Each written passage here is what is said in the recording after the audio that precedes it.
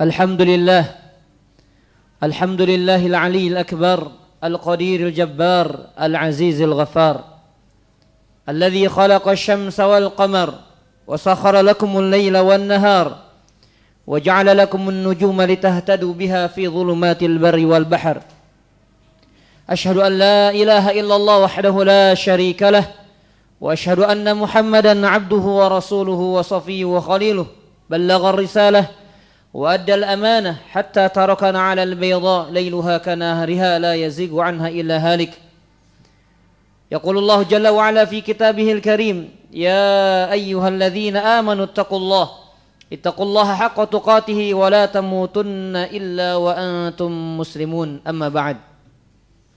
أيها الإخوة rahimani wa rahimakumullah ta'ala. Alhamdulillah, kita bersyukur kepada Allah subhanahu wa ta'ala atas nikmat Islam, nikmat hidayah yang senantiasa kita minta dalam salat kita. Walaupun kesempurnaan hidayah hanya Allah berikan kepada siapa saja yang Allah rahmati. Siapa yang mendapatkan hidayah Islam, maka belum tentu dia mendapatkan hidayah sunnah.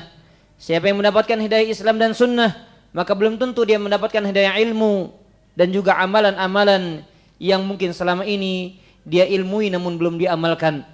Maka hidayah Allah bukan sebagaimana yang kita ketahui secara global. Hidayah Allah itu adalah hidayah yang sangat terperinci. Dalam setiap kebaikan maka kita butuh hidayah dari Allah Subhanahu wa taala. Demikian dalam meninggalkan keburukan kita pun membutuhkan hidayah dari Allah Subhanahu wa taala. Maka kita memohon kepada Allah, mudah-mudahan Allah sempurnakan hidayahnya kepada kita semuanya. Allahumma amin ya rabbal alamin. Salawat dan salam semoga senantiasa terlimpah curahkan kepada Nabi kita Muhammad sallallahu alaihi wa ala alihi wasallam. Ma'asyiral ikhwah rahimani wa rahimakumullahu taala. Ketahuilah bahwa di hari ini kita sudah berada di bulan yang Allah Subhanahu wa taala muliakan, yaitu bulan-bulan haram, al-ashhur al-hurum, yang mana pada bulan sebelum Syawal kita berada di bulan yang Allah sucikan juga, yang Allah lipat gandakan pahala-pahala yang dikerjakan di dalam bulan tersebut, yaitu bulan Ramadan. Kemudian setelahnya datang bulan Syawal, dan Syawal sudah berakhir, kemudian kita masuk Dzulqa'dah, Dzulhijjah, kemudian Muharram. 3 bulan yang berturut-turut dari 4 bulan suci. Ini pun adalah bulan yang kemudian banyak manusia, banyak di antara kita lupa memberikan perhatian lebih kepada bulan-bulan tersebut. Padahal amalan-amalan yang kita kerjakan di hari ini dan hari-hari berikutnya selama di bulan haram, Allah pun lipat gandakan. Dan demikian setiap dosa yang dikerjakan seorang hamba dalam bulan-bulan tersebut, maka dosa kecil bisa berubah menjadi dosa besar. Ma'asyiral muslimin azani Allah wa iyyakum ajmain. Kami mengingatkan diri kami pribadi dan ikhwah semua, hadirin semuanya, tentu dalam rangka kita mengingatkan bahwasanya bekal kita menghadap Allah hanyalah amal kita. Tidak ada bekal yang bisa kita bawa dari harta kita. Tidak ada amal, tidak ada perbuatan atau tidak ada sesuatu yang bisa kita bawa di hadapan Allah daripada jabatan kita, daripada ketenaran kita, daripada titel kita, keluarga kita, tidak bisa. Semuanya menyelamatkan.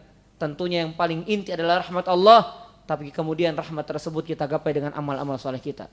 Perjalanan kita para ikhwah sekalian azani Allah wa iyyakum ajmain, perjalanan yang masih sangat panjang. Kita yang sudah menginjak usia 20, 30, 40, 50 dan barangkali yang sudah 60 tahun, bahkan lebih daripada itu, ini adalah kehidupan yang sangat singkat. Ini kehidupan yang sangat pendek, dan ini bukanlah hakikat kehidupan yang kita akan jalankan. Karena kampung akhirat kita bukan di sini. Kampung akhirat bagi seorang mukmin adalah kemudian nanti di hari akhirat. Maka ma'asyiral muslimin, kita saat ini berada di tahapan kehidupan yang ketiga. Setelah kita melalui tahapan ruh, alam ruh, kemudian kita berada di alam janin, dan kemudian kita berada di alam dunia. Dan kehidupan-kehidupan yang setelahnya masih sangat amat panjang. Ma'asyiral muslimin azani Allah wa iyyakum ajmain. Maka kehidupan apa yang sejatinya seorang mukmin itu akan lewati? Kehidupan dan di mana hari-harinya sangat panjang. Setelah kehidupan dunia ada yang disebut dengan alam barzakh, yaitu alam kubur dengan istilah yang lainnya. Disitulah seorang mukmin akan diuji oleh Allah Subhanahu wa taala. Di sanalah seorang mukmin akan diberikan gambaran apakah dia akan selamat atau hari-hari berikutnya akan lebih berat untuknya. Makanya sahabat Utsman radhiyallahu anhu, khalifah yang ketiga setelah wafatnya Nabi SAW, digantikan oleh Abu Bakar As-Siddiq, digantikan oleh Umar bin Khattab, kemudian Utsman bin Affan radhiyallahu anhu. Waqafa Utsman ala qabrin. Utsman itu pernah suatu ketika berada di hadapan kubur. Fabaka hatta yabulla lihyatahu. Beliau menangis sejadi-jadinya sampai air tangisnya membasahi jenggotnya.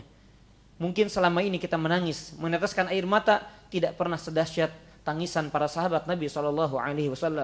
Mungkin hanya beberapa tetes saja. Tetapi Utsman bin Affan ketika ada di hadapan kubur, maka menangis sejadi-jadinya sampai kemudian air matanya membuat jenggotnya basah.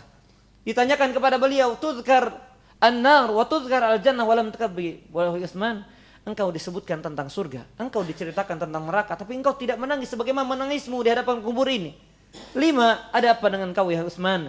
Maka Utsman mengatakan, sami'tu Rasulullah sallallahu alaihi wasallam yaqul, karena aku pernah mendengar Rasul sallallahu alaihi wasallam berkata, innal qabra awwalu manazil al-akhirah, karena sungguhnya alam kubur adalah persinggahan pertama hari akhirat, persinggahan pertama dari persinggahan kehidupan akhirat. Faman naja minhu fama ba'dahu aisar minhu, barang siapa yang selamat di alam barzakh, maka hari-hari berikutnya yang sangat panjang tersebut akan lebih ringan. Faman lam yanju minhu fama ba'dahu ashaddu minhu, dan barang siapa yang tidak selamat di alam kubur, maka hari-hari setelahnya itu akan lebih berat. Ma'asyiral muslimin azani Allah wa ikum ajmain. Ini baru alam kubur, yang dimana seorang mukmin dia akan ditampakkan bagi orang-orang yang soleh surga Allah Subhanahu wa taala, yang alam kuburnya adalah sejauh mata memandang. Berbeda dengan orang-orang yang jahat, orang-orang yang zalim, apalagi orang-orang kafir yang alam kubur tersebut dihimpitkan kepadanya, disempitkan, digelapkan kepadanya. Karena Rasulullah sallallahu alaihi wasallam mengatakan, az-zulmu zulumat yaumil qiyamah, karena kezaliman itu akan mendatangkan kegelapan pada hari kiamat. Kemudian yang berikutnya, ma'asyiral muslimin azani Allah wa iyakum ajmain, adalah kehancuran alam semesta. Semuanya hancur.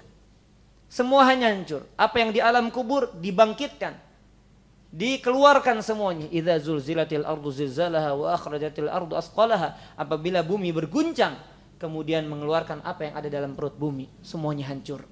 Langit, gunung-gunung dan lain sebagainya.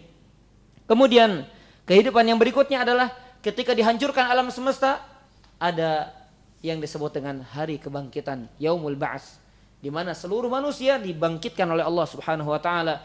Yuhsyarun nas yaumil qiyamah hufatan 'uratan ghurla, di mana manusia nanti dibangkitkan oleh Allah, kemudian digiring ke tempat yang disebut dengan padang mahsyar, di mana seluruh manusia berkumpul di tempat tersebut dalam keadaan telanjang, tidak berpakaian sama sekali, kemudian tidak dalam keadaan dikhitan, dan dalam keadaan tidak menggunakan alas kaki, semuanya.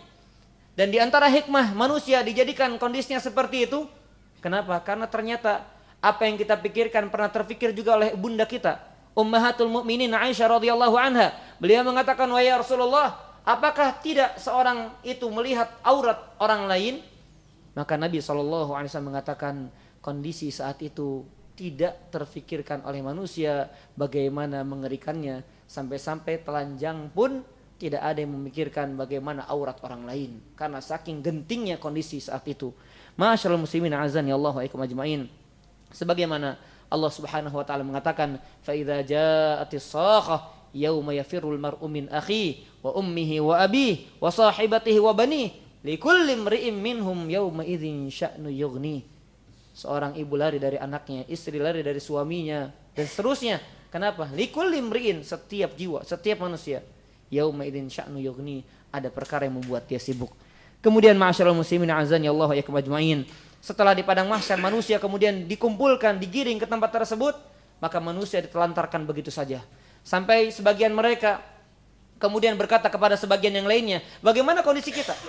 Bagaimana dengan keadaan kita? Masa akan seperti ini terus?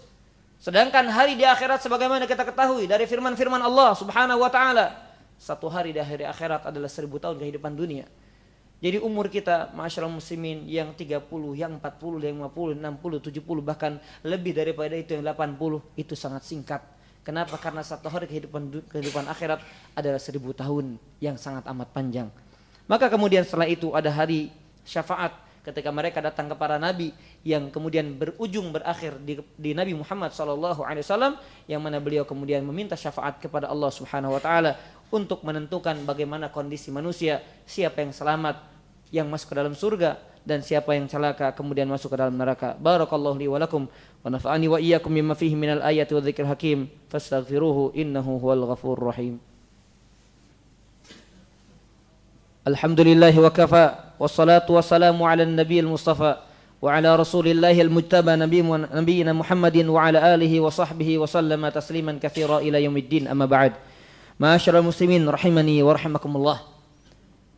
Melanjutkan dari khutbah yang pertama tentang syafaat, yaitu di antara tahapan-tahapan kehidupan akhirat yang sangat panjang. Nabi SAW meminta kepada Allah Subhanahu wa taala untuk memberikan syafaat kepada umatnya. Namun ingat, ada orang yang mendapatkan syafaat dan ada orang yang terhalang dari syafaat. Karena hakikatnya syafaat diizinkan kepada Nabi Muhammad SAW, tapi tidak semua umatnya mendapatkan ridho dan izin dari Allah Subhanahu wa taala. Maka salah ketika kita berharap syafaat dari Nabi, karena berharap syafaat itu dari Allah Subhanahu wa taala, bukan kepada Nabi. Karena Nabi sekalipun mengizinkan, sekalipun ridho, tapi kalau Allah tidak mengizinkan dan Allah tidak ridho, maka syafaat Nabi pun tidak akan sampai kepada umatnya. Di antara contohnya, Nabi SAW pernah melihat segelintir kaum yang mereka akan menuju haudnya, akan menuju telaganya untuk meminum air yang sangat lezat, yang sangat nikmat. Maka kemudian ada segelintir kaum yang dihalangi, tidak bisa masuk ke dalam telaga tersebut. Maka kemudian Nabi SAW mengatakan, ummati, ummati, ya Allah mereka umatku, ya Allah mereka umatku. Namun kata Allah, innaka la tadri ma ahdatsu ba'dak, wahai Muhammad, engkau tidak tahu apa yang mereka kerjakan terhadap agama mereka setelah engkau meninggal. Jadi artinya Allah yang Maha tahu, sedangkan Nabi Muhammad SAW tidak mengetahui apa saja yang dikerjakan umat setelah beliau meninggal. Maka dari itu kemudian di antara umat Muhammad SAW ada yang kemudian terhalang dari syafaatnya, dari haudnya. Mereka tidak mendapatkan itu. Padahal siapa yang minum dari telaga Nabi SAW, ma'uhu ahla minal asal, airnya bisa kita gambarkan lebih manis, lebih lezat daripada madu. Wa abyad minal laban, lebih jernih daripada susu. Man syariba minhu lam yadma abadan, siapa yang minum dari air telaga selama-lamanya tidak akan pernah merasa haus. Senikmat-nikmatnya minum yang kita minum di dunia, pasti besoknya sudah haus lagi, pasti nantinya akan haus lagi. Tapi siapa yang minum di telaganya Nabi SAW, lam yadhma abadan, selama-lamanya dia tidak akan pernah merasa haus. Masyaallah muslimin azan ya Allah ya kumajmain. Tetapi ada umat-umat Muhammad SAW yang mereka mendapatkan syafaat. Di antara amalan yang menjadikan kita bisa mendapatkan syafaat adalah di hari Jumat ini, yaitu salawat kepada Nabi SAW. Karena siapa yang paling banyak salawatnya, maka dia yang paling berhak mendapatkan syafaat Nabi SAW. Dan tentunya orang yang kemudian juga teladan dan meneladani sunnah-sunnah Nabi SAW. Kehidupannya berikut yaitu hisab, ma'asyiral muslimin. Hisab, semua manusia secara umum akan dihisab kecuali orang-orang tertentu saja. Nabi SAW mengatakan ada umat yang jumlahnya 70.000. Walaupun disebutkan dalam hadis lain, dalam setiap 1000 ada 70.000, namun diperselisihkan hadis tersebut. Yang disepakati akan kesahihannya adalah jumlah 70.000. Bayangkan dari umat-umat terdahulu sudah berapa jumlahnya. Maka kalaupun kita berharap hisab, maka kita berharap Allahumma hasibna hisaban yasira. Semoga Allah hisab kita dengan hisab yang ringan. Allahumma amin ya rabbal alamin. Ma'asyiral muslimin azan ya Allah ikum ajmain. Hisab terbagi menjadi dua. Ada hisab yang jenisnya hisab yasira. Ada hisab yang bentuknya munaqasyah. Maka yang bentuknya munaqasyah, kalau dalam bahasa kita, saya sering terjemahkan dengan bahasa, yaitu seorang mahasiswa yang sedang disidang oleh dosennya. Jadi munaqasyah itu apa? Disidang. Ada orang yang berkholwat dengan Allah, ditanya, wahai fulan fa'alta kadza yauma kadza, wahai fulan engkau pada hari ini melakukan ini, maka dia mengatakan na'am ya Rabb, iya ya Allah. Setiap Allah bertanya kepadanya, dia mengatakan iya ya Allah. Dan itu hanya sekilas saja, sepintas saja. Maka kalau hisabnya modal seperti ini yang disebut dengan hisab yang ringan. Karena memang setiap apa yang kita kerjakan pasti akan ditanya sama Allah. Dan pertanyaan itu yang disebut dengan hisab.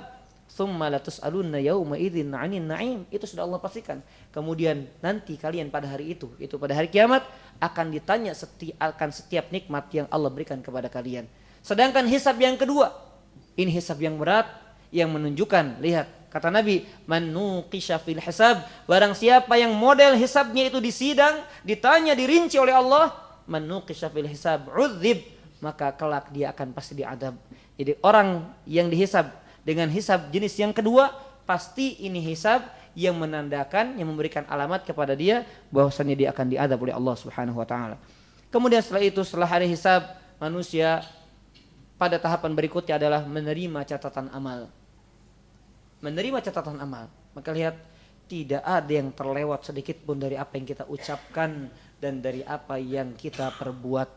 Maka siapa yang berbuat kebaikan, maka bagi dirinya. Siapa yang berbuat keburukan, kembali kepada dirinya. Semua kita sedang merangkai.